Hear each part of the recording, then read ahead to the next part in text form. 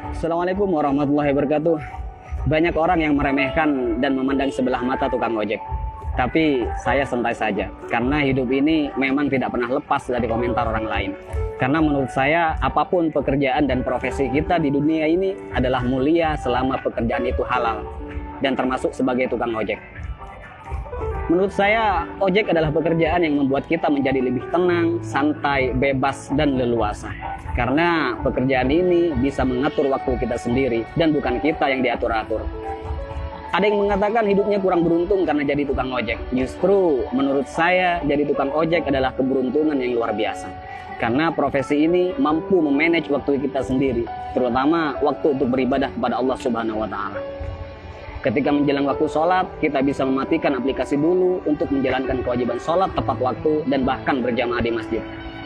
Kalau pekerjaan yang lain, saya rasa belum tentu bisa. Tak mengapa kita dipandang hina oleh makhluk. Yang terpenting tidak hina menurut pandangan Allah Subhanahu wa Ta'ala.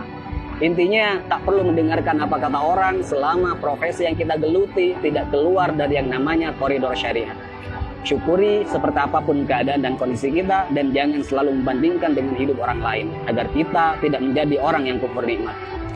Dan yang perlu diingat, apapun profesi kita tetap harus Allah yang dijadikan prioritas dan tujuan utama.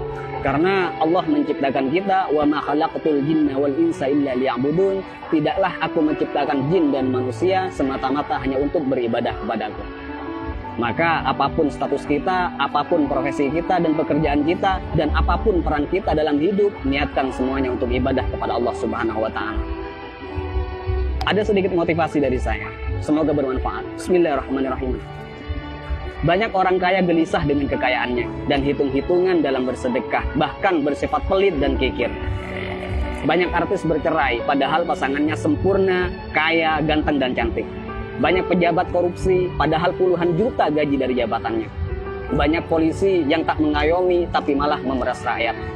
Ada yang mengatasnamakan perjuangan, malah menilap dana bos. Banyak pembisnis sukses, tapi tidak jujur. Banyak yang masih bergelut dengan riba, hanya untuk gaya hidup. Ada yang menguasai banyak ilmu agama, tapi gemar bermaksiat dan tak mengamalkan ilmunya. Ada yang gemar berdakwah, tapi tak mampu mendakwahi dirinya sendiri. Ada yang suka minum khamr, narkoba, dan berzinah dengan alasan kesenangan. Ada yang sudah berkeluarga dan bahkan punya anak merasa kurang tentram, seolah jauh dari kata sakinah, mawaddah, warahmah. Ada atasan yang suka menyunat uang bawahannya. Ada seorang guru atau karyawan yang suka korupsi dan bahkan korupsi waktu. Ada yang punya proyek dan tidak jujur dengan proyeknya. Banyak dokter, perawat, dan bidan yang tidak lemah lembut, tidak jujur, dan bahkan terkadang tidak memanusiakan pasiennya. Ada yang sibuk mencari dunia sampai lupa pada Tuhannya dan lalai dalam sholatnya. Dan masih banyak lagi kasus-kasus yang tidak bisa saya sebutkan semuanya. Mari kita berpikir, kenapa mereka demikian? Karena dalam hidupnya bukan Allah yang mereka jadikan prioritas dan tujuan utama. Karena jika Allah yang mereka jadikan prioritas dan tujuan utama dalam hidupnya, maka sangat mustahil mereka berbuat demikian.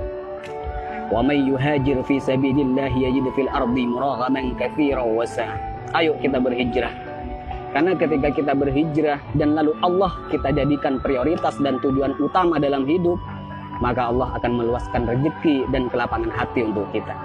Dan ketika hati kita sudah lapang dan luas, maka sebanyak apapun persoalan yang kita hadapi dan sebesar apapun masalah yang menimpa kita akan tetap tenang menyikapinya. Karena hati kita lebih lapang dan lebih luas dari masalah yang kita hadapi. Tapi jika dalam hidup bukan Allah yang kita jadikan tujuan utama, maka hati kita akan sempit.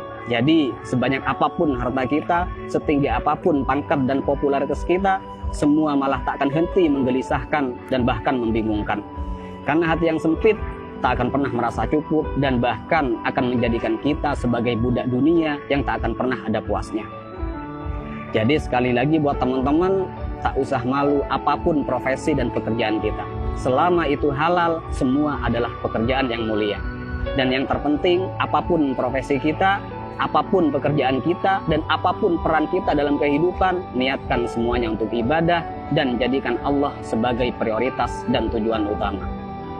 Dan jika kita galau, gelisah, sedih, gundah gulana, hati tidak tenang, maka perlu kita cek. Pasti ada kesalahan dan maksiat yang kita lakukan.